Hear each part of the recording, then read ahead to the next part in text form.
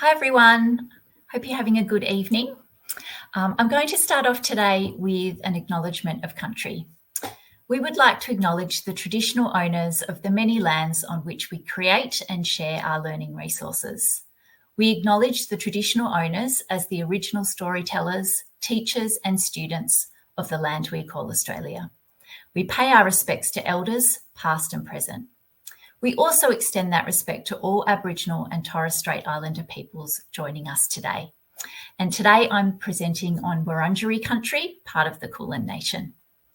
Well, hello everyone, and thank you for joining us today for the first of our 4-part webinar series on applying the science of reading in your classroom. My name is Joanna Lake, and I'm the Product Manager for Primary Education at Oxford University Press. Today, we'll be exploring the topic of key components of systematic synthetic phonics, and I'm delighted to introduce our speaker for this webinar series, Dr. Nathaniel Swain.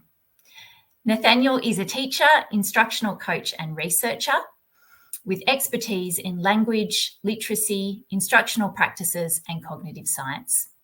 Dr. Swain is dedicated to empowering teachers to develop life-changing language and literacy skills in every student through effective and engaging teaching.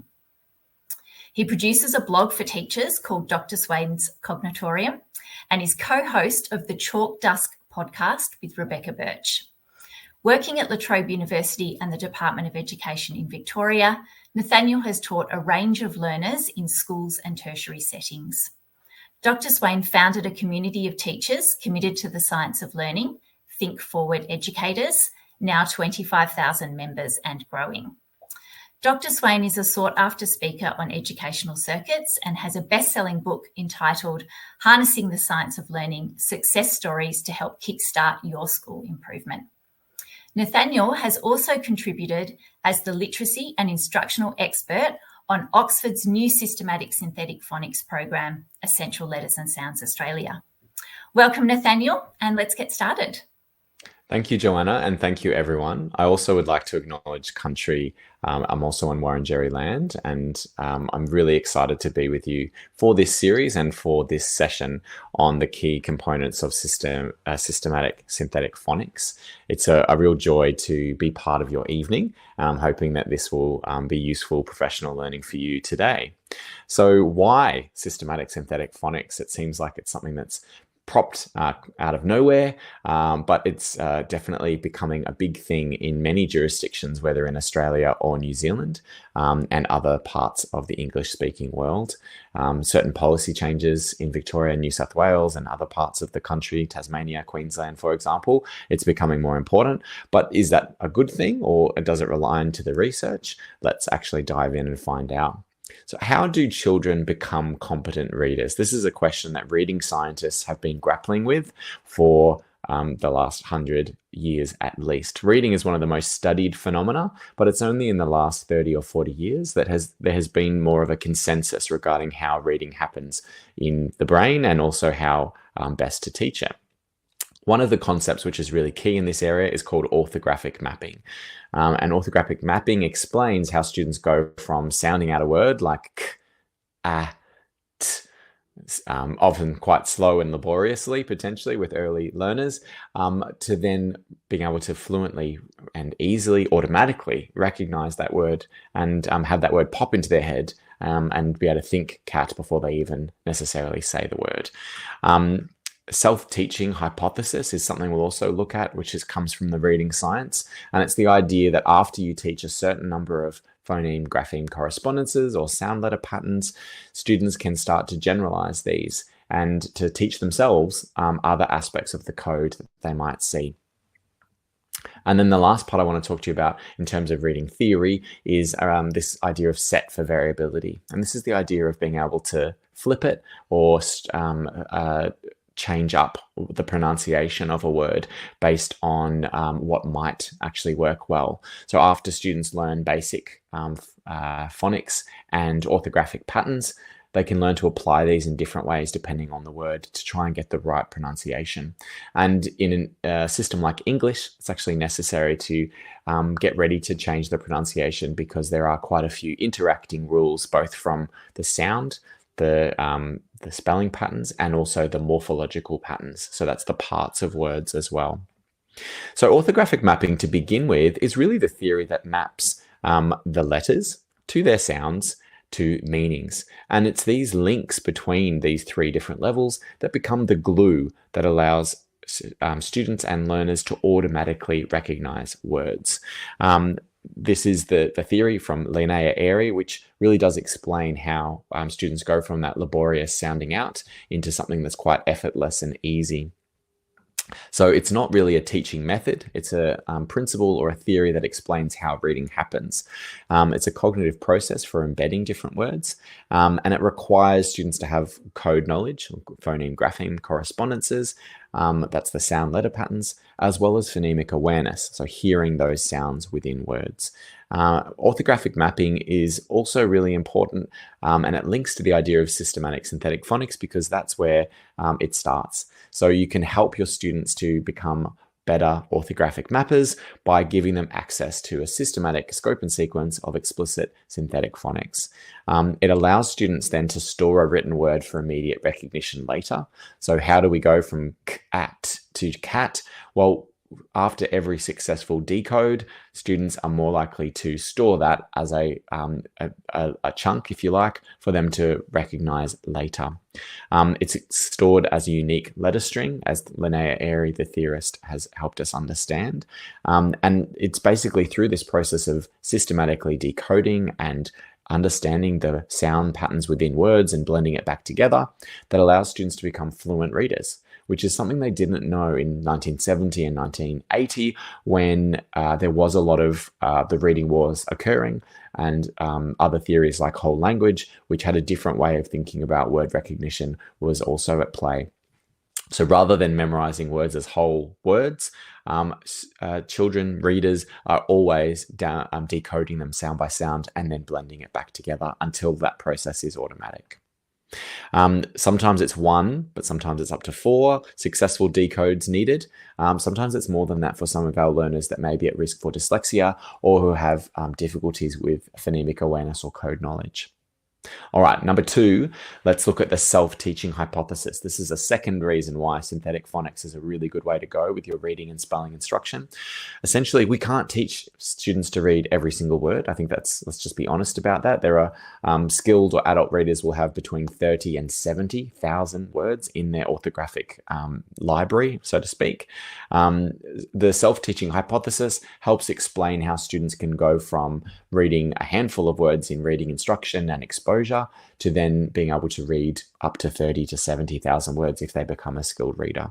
So David Scher is the theorist behind this, and he calls it the self-teaching hypothesis, which says that once decoding connected text is happening independently, then learners can work to generalize these abilities to novel words.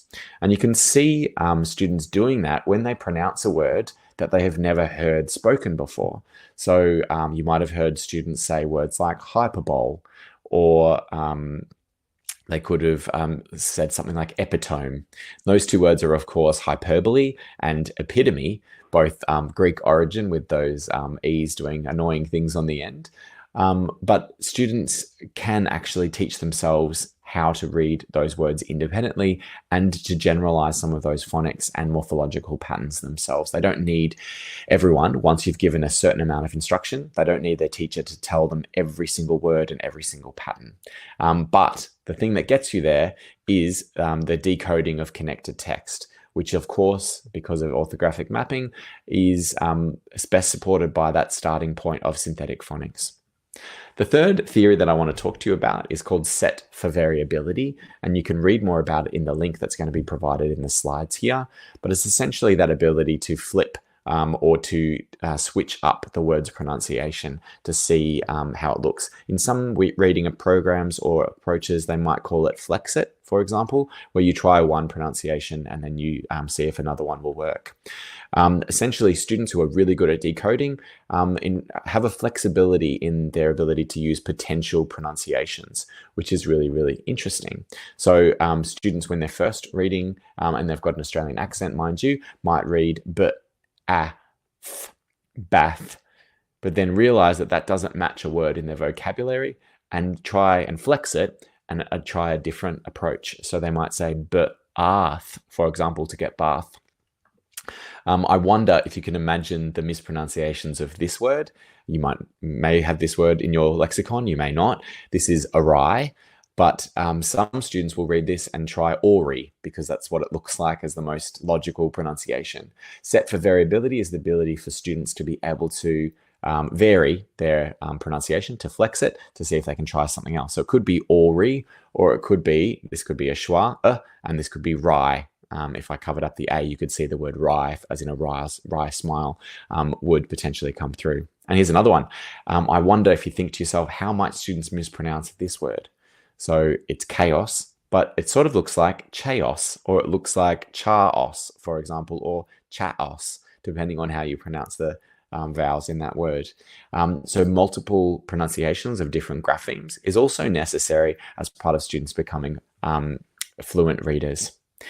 Synthetic phonics is also supported really strongly by recent systematic reviews. So this was done in 2018, and it was a really high-level study that systematically examined all the evidence for how to teach reading, and systematic phonics teaching was right up there as one of the 5 keys to reading, which we'll go through in a moment. Sometimes it's 6 if you add in oral language.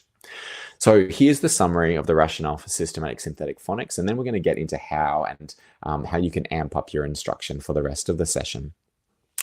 One of the biggest reasons for systematic synthetic phonics is because reading and spelling are biologically secondary knowledge. That means they're not acquired naturally, and they've been invented relatively recently. So we haven't had reading for very long, and we haven't had universal literacy for very long at all. When you think about evolutionary history, universal literacy in the last 120 years has been the expectation, not that we've reached 100% of the population around the world just yet. But writing was also only invented about 5,000 years ago. So this is very recent in terms of our ability to naturally evolve to be good at picking up this skill. As a result, some explicit teaching and systematization is really necessary to get across this biologically secondary knowledge. The alphabetic principle says that words can be represented by letters, so their sounds match onto those letters. But in English, this alphabetic principle means that not every letter makes one sound, and not every sound is represented by one letter. So there's a more complex relationship between letters and sounds in English that is really important for students to master. And getting access to instruction to allow them to do that is really, really important. So English is a morphophonemic language. So part of your phonics and your spelling instruction should actually look at morphology in the sort of after the initial stages of learning to read. So things like the past tense and the plurals, prefixes like pre and dis and un, for example. These should factor in because of how useful they are for our morphology. And then in later years, in years sort of year 2 or year 3 onwards, we should actually spend more of our time explaining the morphology and the morphological parts of words. So the common base or root words and where they come from in usually Latin and Greek origin, as well as Old English words, and those that have come more recently from other languages. English is very good. It's like a magpie in that way of collecting words from all kinds of different languages.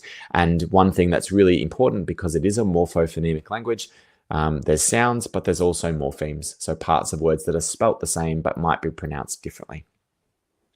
One of the other reasons for SSP is the cognitive load of new learning. One of the great things about synthetic phonics is that it does build up words from sounds to letters and then break them down from letters back down to sounds. And it is really important because the cognitive load of being able to figure out how reading happens is actually quite high. And we can easily overload our new learners by exposing them to too many words, too many contextualized offerings, like reading a story and trying to teach phonics through that story does create too much of a cognitive load for them to have a more guaranteed approach to mastering that important language skill. As I said before, the other reason to do synthetic phonics is because it is one of those really big aspects about reading and really, really important components alongside things like phonemic awareness, which we'll also cover today, as well as vocabulary, comprehension, fluency, and oral language is the 6th one. I think I've got them all there. I hope I haven't left anything out. And the last bit is because of orthographic mapping, as we looked at before.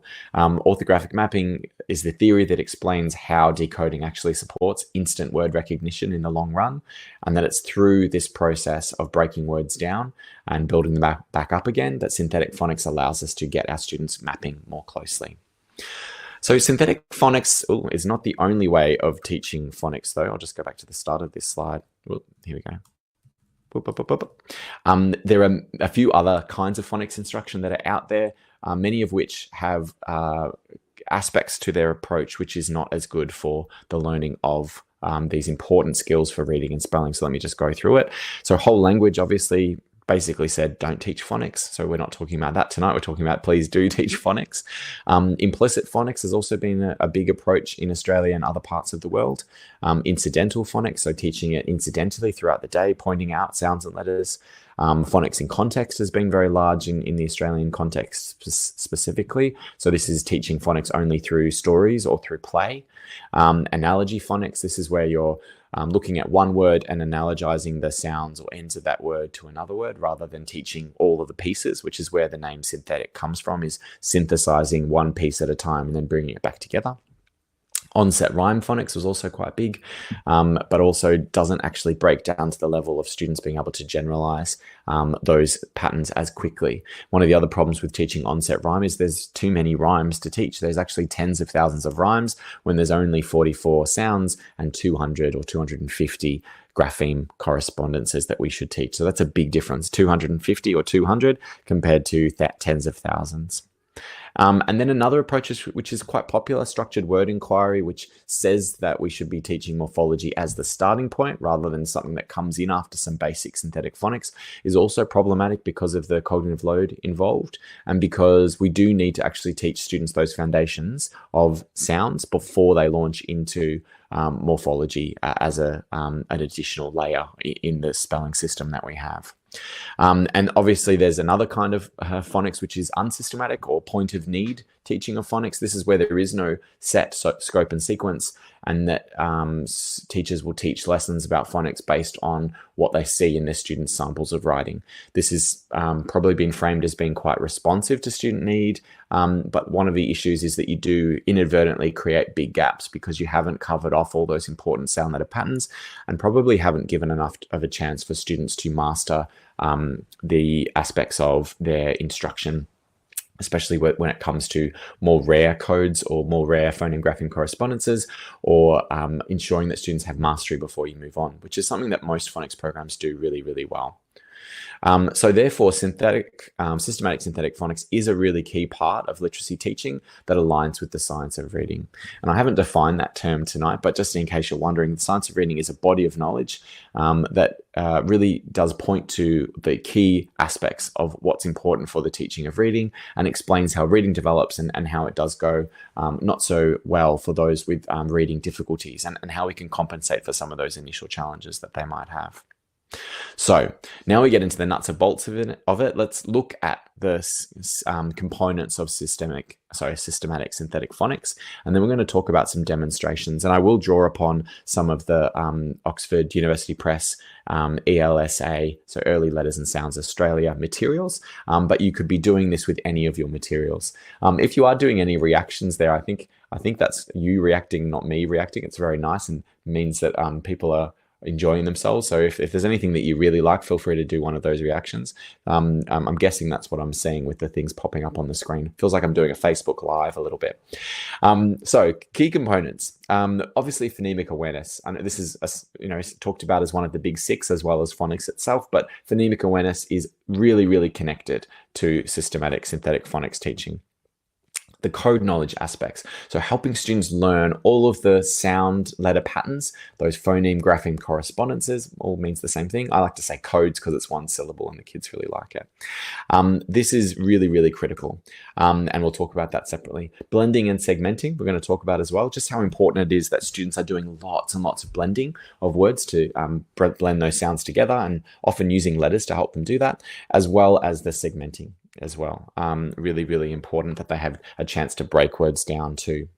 We'll look at the importance of a scope and sequence, and although many scope and sequences are available and you can work from a range of them, that you want to have a really strong scope and sequence to frame out what you're trying to achieve in that year, and to also keep the accelerator on a little bit, where you can sometimes slow down things too much and leave some of your learners who need a bit more a challenge behind, and also not challenge those students who may be needing that additional support enough. So slowing things down to the point where we're not probably introducing enough code and with enough practice can also mean that we've got more work that we need to do, especially in year 1 and year 2, where there's a lot of code to teach.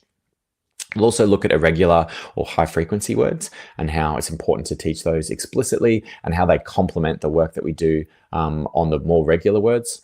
And then we'll look at teaching routines, opportunities to respond, checks for understanding. And these are those instructional practices that whatever you're teaching are actually really handy. So if you've got other aspects of your instruction that you're interested to talk about tonight, that section on routines and opportunities to respond may be helpful for your other aspects of your instruction as well. Let's look first at the importance of phonemic awareness. This is really, really key and something that we often haven't thought about words this explicitly before, but this can be really helpful for our students and essential for nearly all students to get this instruction as well. So looking at particularly at some demonstrations of phonemic awareness, essentially there are 44 sounds in our language. Some of those are harder to isolate than others. The ones that people tend to have trouble with are the voiceless stops. And these are the sounds p, t, and k. And something really important that we're probably not used to doing is actually isolating those sounds and keeping our voices off.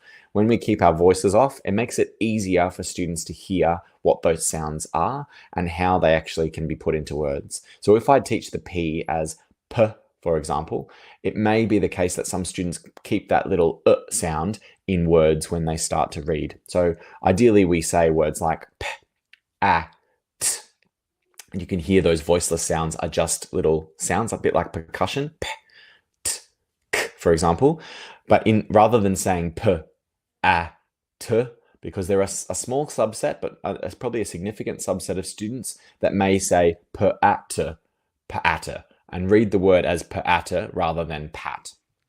So having a really clear voiceless consonant is probably the thing to remember there.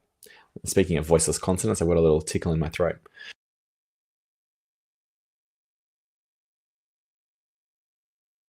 So the other ones that can get people a little bit confused is the continuous sounds. So these are sounds where your voice can, or the speech stream, if you like, can stay on. Ideally, we don't say m or n or l, for example. We actually just keep the voice on. So saying instead like this, a continuous sound.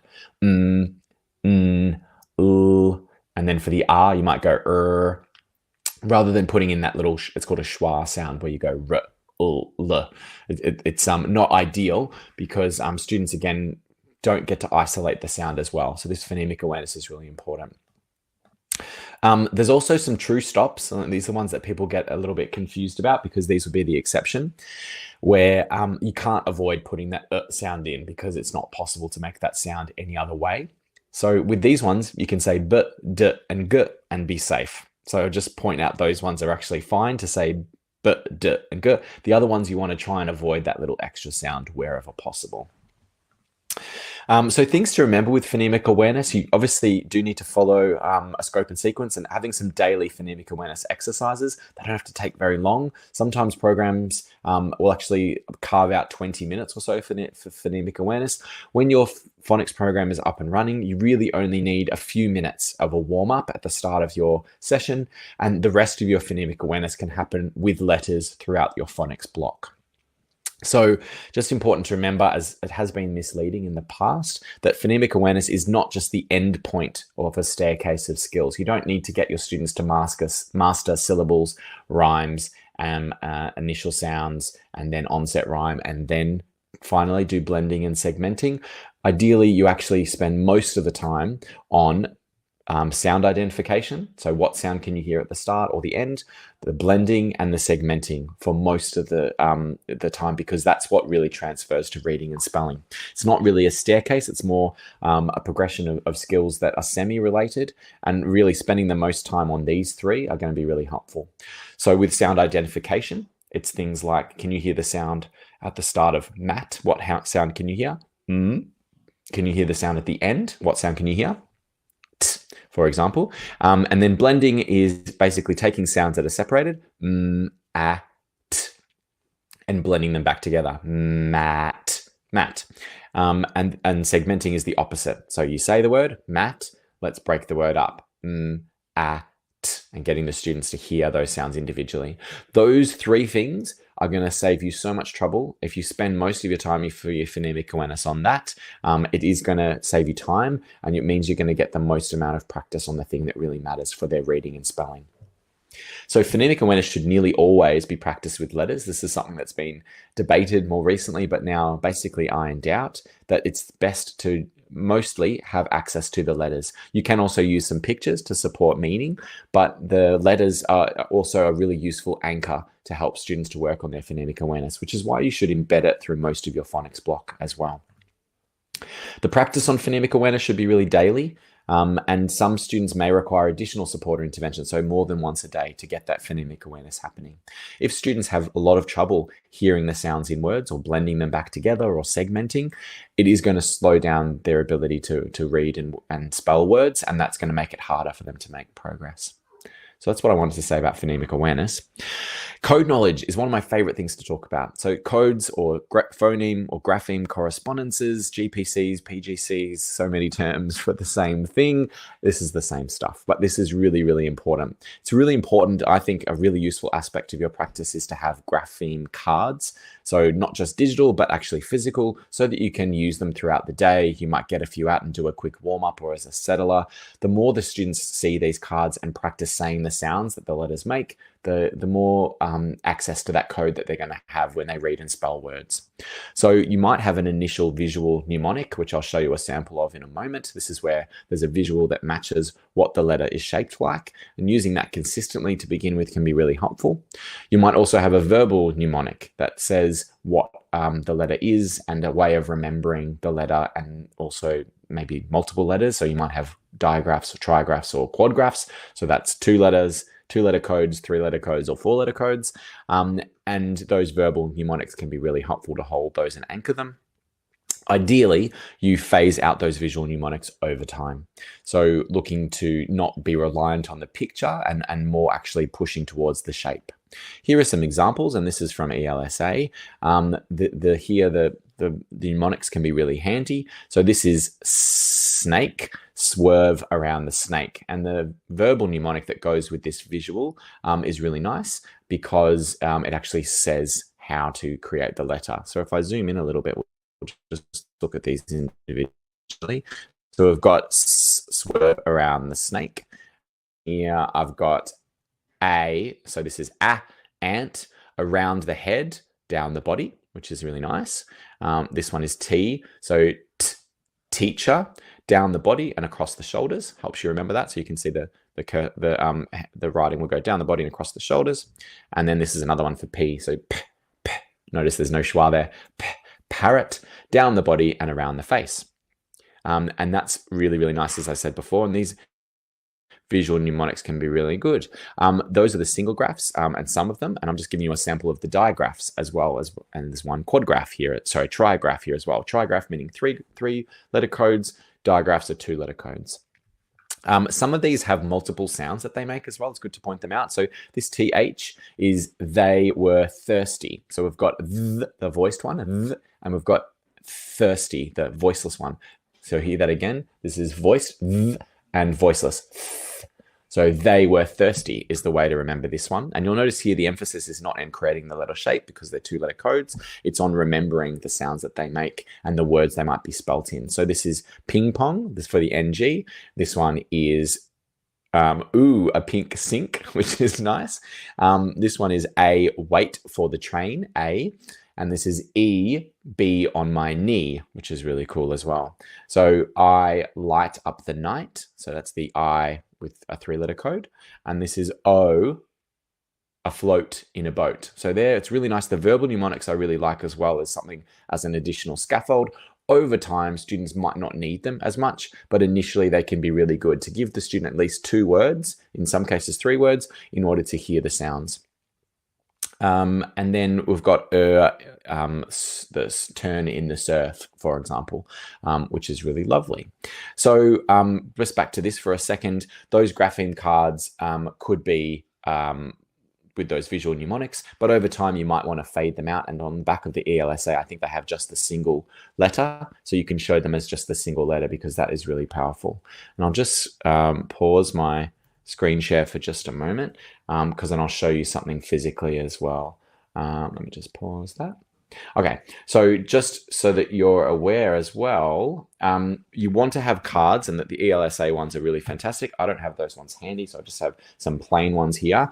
Ideally, you can eventually get to the stage where you do a code review and you can show students the letters and they can say the sounds really quickly. So let's do a practice one now. And I really like tapping the top of the card to show which sound that we're up to. So this is a really easy one. So if you just say this sound, and this one, this has a second sound as well that you might teach a bit later. It also makes a z sound. And if you put them together, it would be z. This one is I. And then we've got Notice it's a long sound. This one is g.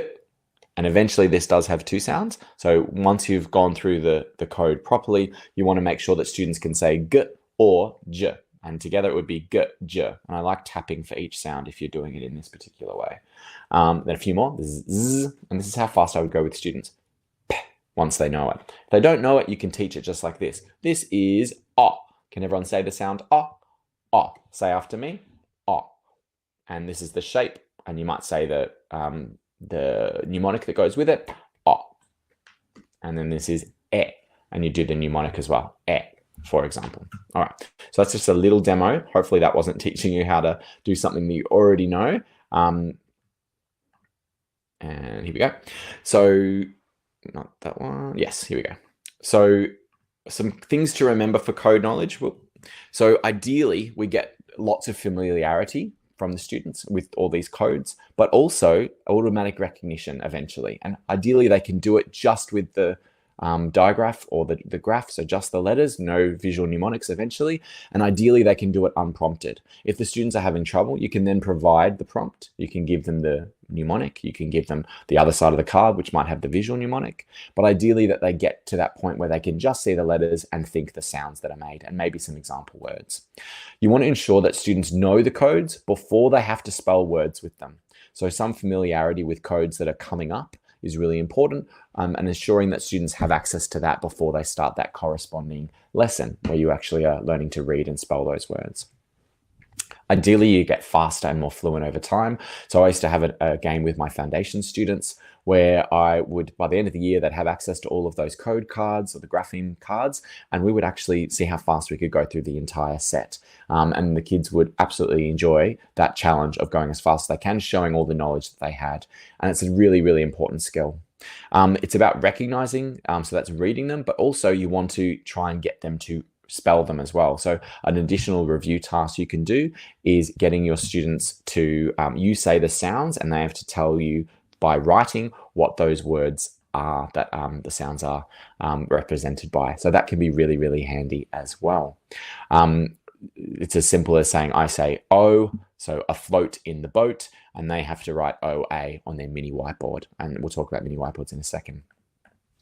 Another little aside is talking about blending and segmenting. The reason I just want to make an extra point about this one is because it's just so important. Some phonics programs talk a lot about the print and talk a lot about the graphemes, but probably just don't get enough reading and spelling of words. So this blending and segmenting is an important phonemic awareness skill, but when done with letters is a powerful phonics skill.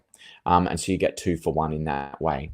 So ideally, we're teaching students to be able to decode words, and I'll show you some routines to do with that soon, which I've borrowed from ELSA. But many of these can be adapted for any approach that you're taking with teaching of phonics.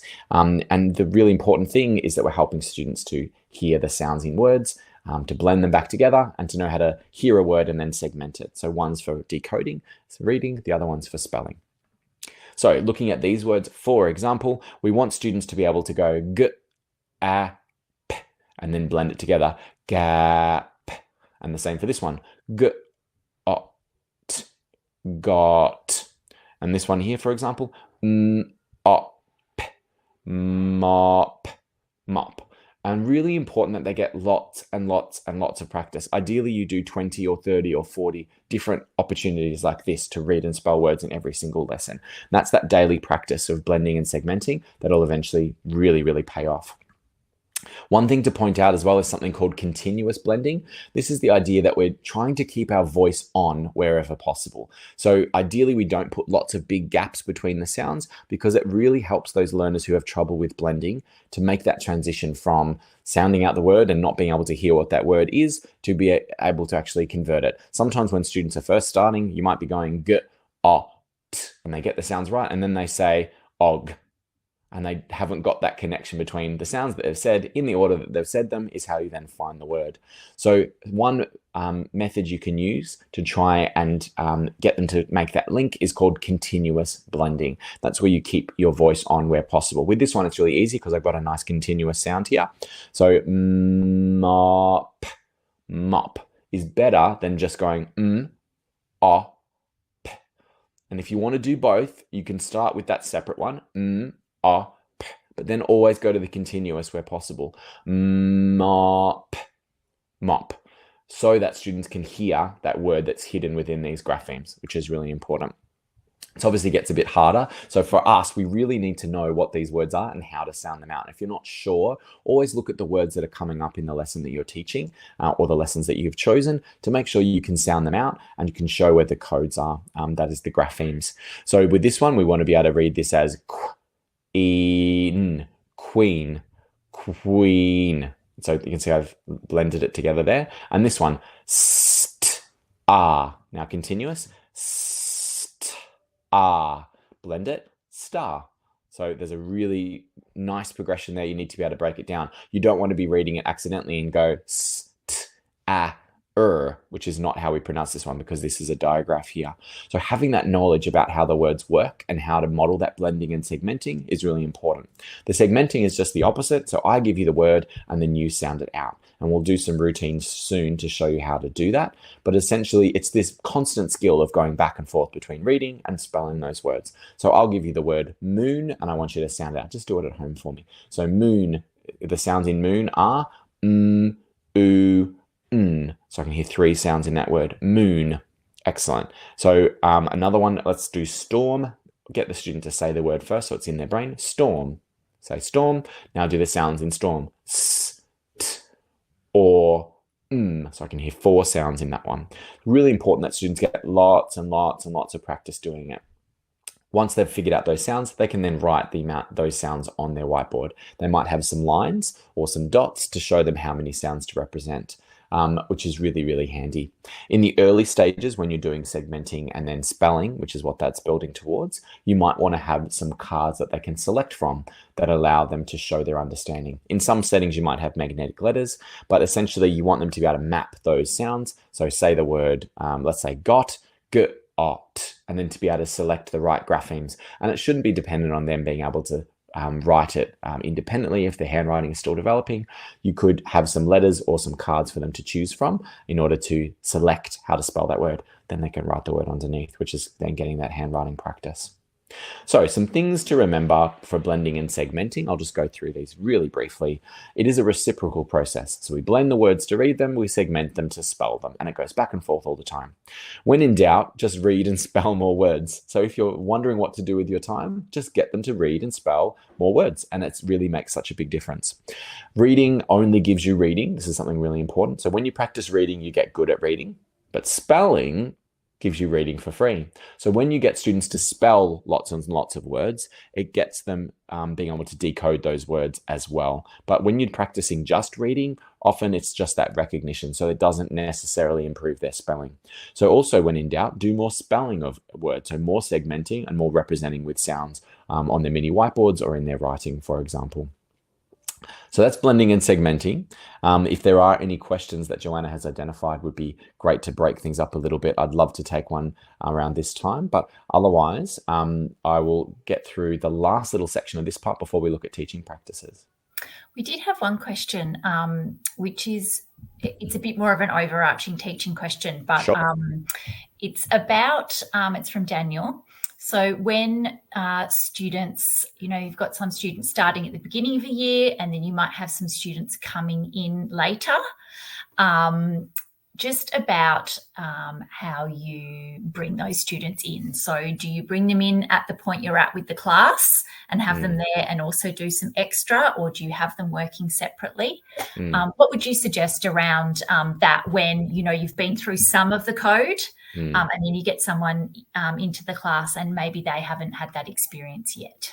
Yes, and it is a challenge. I know in some parts of the world this is a really frequent sort of occurrence, and in others it's just to do with when students have changed locations or changed schools. I had a student join me in term 3, for example, in my one of my foundation years, and it does cause some logistical challenges. And even if they've been doing some phonics at their previous school, it might not be the same scope and sequence, or it might be quite different how they've approached it. So my advice really would be to try and do a combination.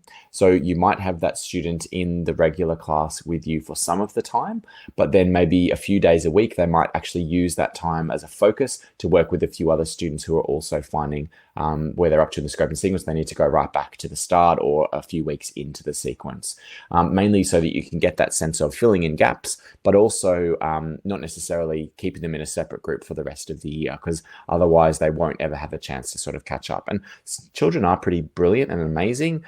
Some will have be at risk for dyslexia and therefore need a lot of extra intervention and instruction to catch up, and may take more like a year or two to sort of reach where their peers are at or close to. But many children who have just changed schools and have don't have any warning signs or risks for having specific reading difficulties will pick up a lot of the code through the daily routines that you have. So through those grapheme cards, the code cards, being able to do those daily can also fill in gaps, and also having a lot of retrieval practice, which I know ELSA has a lot of review, and many other phonics programs also have a lot of review built in. So every lesson actually has a lot of prior content. And for those students who have joined late, it might be the first time that they've seen that content. And that's okay to try and manage that as a different point. If you have some more resources in your school, obviously additional small group and additional groupings can be really helpful. But if it's just you or one other teacher, doing some creative groupings part-time can be really helpful. And I don't recommend full-time groupings, mainly because it can be harder to accelerate that growth when they don't have exposure to some of that new phonics patterns or codes that might be introduced later. Fantastic. And then just one more question. Are Elkonin boxes good for, I'm not sure if I've said that right, for segmenting? Yeah, Elkonin boxes. Okay. Yeah, so I mentioned dots and lines. Elkonin boxes are also a possibility and can help organize sounds in words. Previously, you might have used a lot of counters and just stuck with counters. But what the research is saying now, that you can have counters, but ideally they can see the letters as well, because the letters are a really useful scaffold. Even if they can't write the letters, having access to the letter, as well as you may use another representation like dots or magnetic counters I like to use on the whiteboard as well to count the sounds in words. All of those things can be really helpful. But basically, you want to, whether it's boxes, lines, or dots that they're sort of mapping on their whiteboard or on a sheet, you want to make sure that students have access to hearing the sounds in the words, keeping track of how many sounds they're aiming for in that word when they're spelling them, and then pulling down or writing the letters that represent those sounds. So the box or the counter can be a really great mnemonic or a scaffold, if you like, to ensure that they're getting the right number of sounds. So they might be doing a word like ship, and they want to hear that there's 3 sounds there, sh, I, p, and to be having something that holds those 3 sounds. So I like dots because you can do them anytime, but lines also work, and Elkonin boxes would also work. But then essentially they've got 3 spots to put a grapheme choice. So ideally they know it's sh is the SH digraph, and then they'll hear the I sound, so they can put an I, and then they can hear there's one more sound, sh, I, p, p. The P is what I'm looking for there. So yes, great scaffold, but there are other options that work the same way as an alkaline box. Thanks. No worries. Let's look at short vowels and beyond. Mainly because what makes systematic synthetic phonics systematic is that it does have a really strong scope and sequence that starts really simple and then builds complexity from there.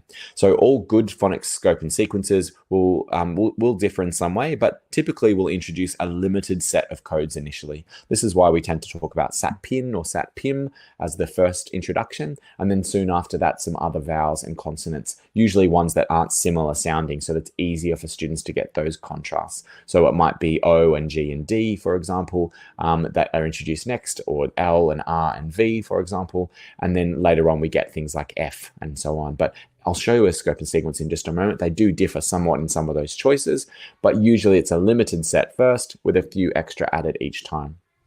What I really like about ELSA, though, which some programs are not as strong in this aspect, is that we do have quite a few graphemes introduced in the first few weeks, mainly so that we've got something to play with. When you only have SATP to play with for a few weeks in a row, there's only a few words that you can actually make with them.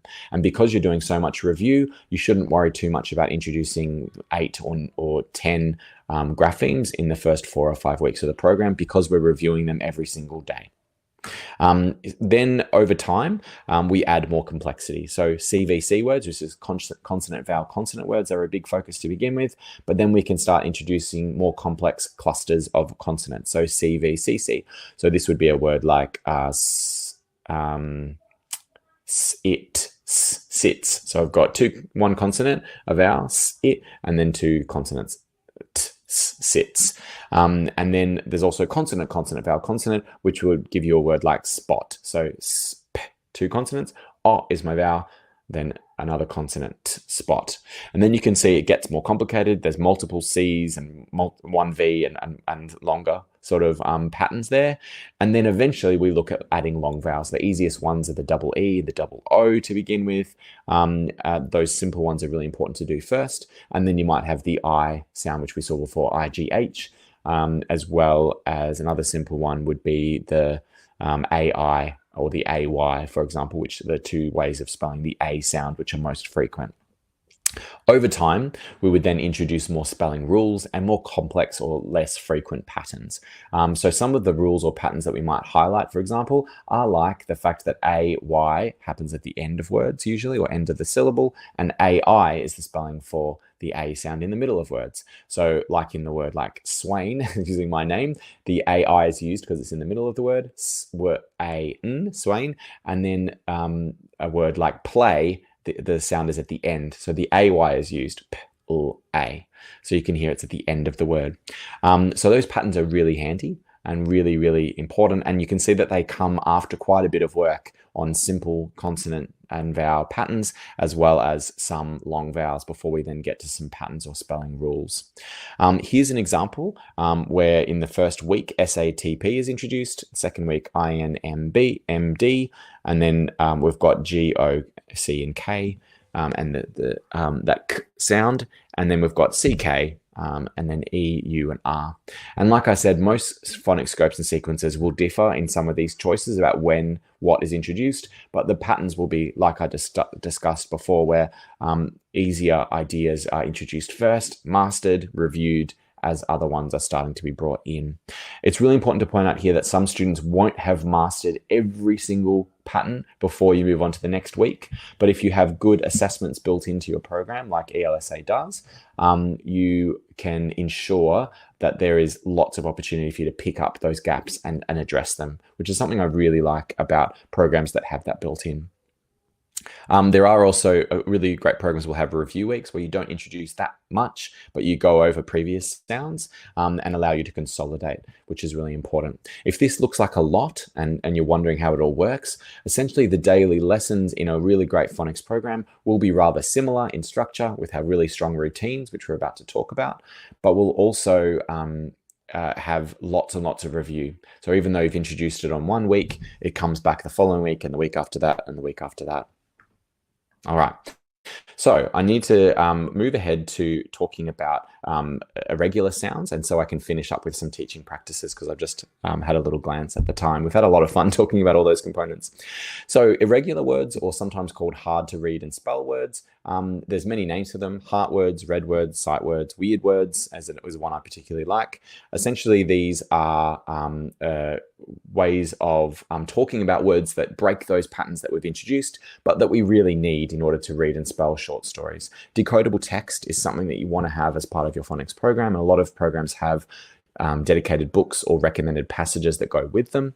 And essentially, these words help those stories to hold together and also allow students to write short stories in a way that doesn't restrict them to just purely phonetic words. So here's some examples that I've taken from ELSA. So there's the I, there's the, which we really need quite early. There's no and put and of and is. And here is pretty regular, but the S is making that pesky second sound. Z. The to as well is not making an O sound, neither is go. Into and pull, the U is making an U sound rather than the which is what they would learn first. And this is why that they're harder to read and spell words. Over time, these get more complicated, but also these are based on high frequency words that are going to be needed. What are some things to remember? We want to decode and spell the parts that you can using your phonics. So where possible, point out the bits that are regular. So with push, for example, the P is regular and the sh is regular. It's just this pesky U making an U sound, which is irregular or which is harder to read or spell. Sometimes I put like a little star above those things, or circle or underline the part that is more tricky or a little bit more irregular. And that can ensure that you're not trying to remember this as a whole unit. So point out the parts of the word that break the pattern and highlight them in some way, and then use letter names strategically where you can. So when you spell these hard to spell words. So ideally, when you're learning to do them, you would actually say the letter names, which usually in phonics you would just sound it out. With these words, you can actually say the letter names. So B is spelled B-E. Was is spelled W-A-S, which if it was a decodable word like we had before, if I just jump back for a second, I wouldn't need to use the letter names really. I could just say st, ah, star, and the phonics would be able to carry it. With harder to read and spell words or irregular words, we essentially need to point out those irregular parts and use our letter names where possible to help them understand those words. And the last little point I've got there, I've already said, and here's a little CFU. I might just skip it though. I'll just quickly. Teaching irregular high frequency words should involve A or B, memorizing words so it is stored like a picture, or B, decoding where possible and pointing out any irregular parts. I wonder which one it is. Have a little think. The answer is B, decoding where possible and pointing out any irregular parts. But you can also use those letter names to help them as well. So, clear routines and opportunities to respond. This is how I want to finish talking about tonight. Really, this is where you make your phonics program sing. It's less about the materials and more about what you do to bring them to life. I'm a really big advocate for explicit teaching, but also active approaches and lots of engagement with your students. This is where you can become really, really highly engaging and giving students lots of what's called opportunities to respond. So you need to have really strong routines for this to happen. So you want to ensure that these routines allow you to reduce the cognitive load of your students, because students know exactly what to do. I'll have these in the slides, but there's essentially all kinds of routines that you can master with your students. And I'm just going to highlight some of the teaching ones, but here's my little sample. You want an attention signal, you want to use mini whiteboards, use pair shares and cold calls, daily review routines, quick transitions. Collecting or handing out materials ideally is quick and easy. Getting lunch or snack is easy. Hopefully asking to use the toilet in a clear way. Here's my quick one. Get them to do this rather than putting their hand up so you can see what the request is before you say yes. And really, really simple things like that. And then entering and exiting the classroom efficiently. Here's a really important one. So this is called my turn, your turn. This is something that is used in a lot of programs. You can do this gesturing by going like this. So ship. And they say ship when you gesture towards them. Or you can say this, my turn, ship, your turn. And then they say ship. This is really powerful. if you embed this all the time, you can get students saying and doing a lot, which is really good. Another one is say the word and stretch the word. So get the students to say the word, say ship, and then ask them to stretch it out and use a gesture to sort of show it. So we want to turn ship into ship, and it allows them to see what those sounds might be within those words, which is really handy. Here is where I segue into talking about opportunities to respond as we get close to the end. And these opportunities take lots of forms, but essentially you want to do as many of them as possible. So it's anytime you ask students to do something, and ideally they're not sitting there and listening, they're actually doing a lot. So they're saying, they're finding, they're identifying, they're repeating, they're gesturing, they're counting, talking to their partner about a problem and then reporting back, answering a question, reading, sounding out, spelling, or explaining. Two things that I really like, this is from ELSA, is that you can use robot arms to sound out a word. Some people have also done it on their arms like this, like tapping their arms, but this one's really quite a lovely one where you get students to do arms like this to sound out the word and to hear those sounds. So let's say the word is grab, they want to go g, a, b, because they're sort of sounding out like a robot would. Then to blend it together, they can use their blending hands and go like this, grab. And that's just a really nice routine that you can have ready to go. Stretching and segmenting is also good, as we talked about. So taking the word grab again, you can go grab and stretch it out. And then you can segment it by counting it on your hands like I've been demonstrating a little bit already. So g, a, b. And you can then see you've got 4 sounds. You can count the amount of sounds that you've got in when you do a segment. Another really nice routine is air writing. So you've got the code that you're going to try and do, which is the g sound. Let's air write g, everyone. So do the G, and you've got to learn how to write backwards, just so you know, so you can model it towards your students. I hope it's coming out the right way. So you want them to be able to go, I'm going to have to do it backwards, g, so around circle and then down toward the tail for the g sound. And you can then also get them to write it onto their leg, for example, so they can feel what it looks like, and also onto the carpet if they're sitting on the mat. This is sometimes better than just in the air all the time. The other thing I want to point out is that's the last thing before we sort of finish up, is the importance of checking for understanding. So if you don't know what this means, checking for understanding is the teacher continually verifying the students are learning what is being taught while it's being taught. So you can do this during your phonics by doing a choral response. So holding up a card, holding up a word and seeing if they can read it or say the sound that it makes by themselves. Or you can do a subgroup. So just the first row, just the left side, just the people with short hair, just the people with longer hair. And so you can hear different subgroups answering. You can also use amazing, and we'll pick up this in other webinars, whiteboard routines. So having students write on their whiteboard and then show you their responses. Ideally, you've set this up really beautifully so that it is really, really easy for them to understand how to use it. And if they've got their whiteboard, one of the best things you can do to avoid copying and to give them something to do if they finish early. So they write on their whiteboard, and then you can get them to flip it over. So the answer is hidden, no one can copy them, and they can hover. And so hovering the board is a visual cue to tell you that people are ready to go.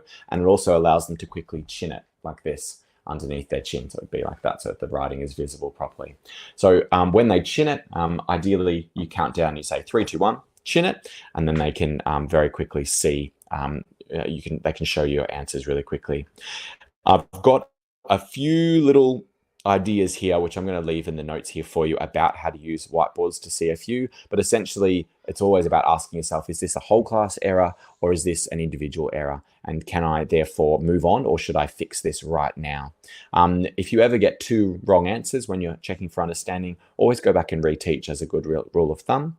I'll talk to you in later webinars about things like the I'll come back to you routine when you're calling upon students and they're not quite sure, as well as the ways of de-escalating the question to help students feel successful when you are calling upon them. Now, I've got very short amount of time for questions. I hope that's okay. I got very excited talking about phonics, which I hope you got some enjoyment and excitement out of that as well. Joanna, can you give us the big hitting questions that are probably best for me to answer in this time? Okay. We actually didn't have too many more questions. We did have someone who posted to say that they call their harder to read and spell words imposter words, which we thought was great. Ooh, I quite like that. Imposter words. So that was a good tip. I think one of the things that I was interested in talking to you about at the end was just the routines and the pace.